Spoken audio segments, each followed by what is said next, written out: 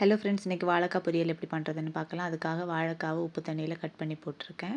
தேவையான பொருட்கள்: தேங்காய், மஞ்சத்தூள், பூண்டு, பச்சை மிளகாய்,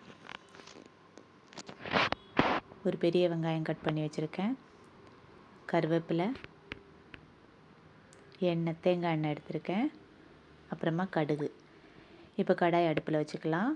இப்போ கடாய் சூடானது எண்ணெய் ஊற்றியிருக்கேன். எண்ணெய் சூடானதுக்கப்புறமா கடுகு போட்டிருக்கேன்.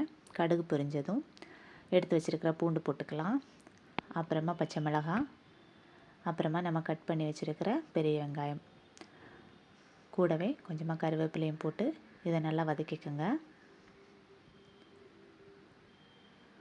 இப்போ இது நல்லா வதங்கிடுச்சு. இப்போ நம்ம கட் பண்ணி வச்சுருக்கிற வாழைக்காய் இதில் போட்டுக்கலாம். போட்டு தேவைக்கு உப்பு சேர்த்து மிக்ஸ் பண்ணிக்கோங்க. இப்போ இதில் நம்ம கொஞ்சமாக தண்ணி ஊற்றி இதை வேக விட்டுக்கணும். இப்போ இதை மூடி போட்டு வேக விட்டுக்கலாம். இப்போ ஒரு 5 மினிட்ஸ் ஆகிடுச்சு. இந்த டைமில் கொஞ்சமாக மஞ்சத்தூள் சேர்த்துக்கோங்க. அப்புறமா நம்ம எடுத்து வச்சுருக்கிற தேங்காவையும் போட்டுக்கோங்க.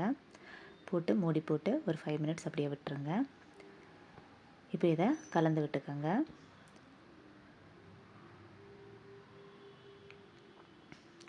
இப்போ இதில் கொஞ்சமாக தேங்காய் எண்ணெய் ஊற்றிக்கோங்க. கூடவே கொஞ்சமாக கருவேப்பிலையும் போட்டுக்கலாம். போட்டு இதை மூடி போட்டு சிம்மில் வச்சு ஒரு 2 நிமிஷம் அப்படியே விட்டுருங்க. அவ்வளோதாங்க, நம்மளோட வாழைக்காய் பொரியல் சூப்பராக ரெடி ஆகிடுச்சு. இந்த வீடியோ உங்களுக்கு பிடிச்சிருந்தா லைக் பண்ணுங்கள், கமெண்ட் பண்ணுங்கள், ஷேர் பண்ணுங்கள், மறக்காமல் சப்ஸ்கிரைப் பண்ணுங்கள். தேங்க்ஸ் ஃபார் வாட்சிங்.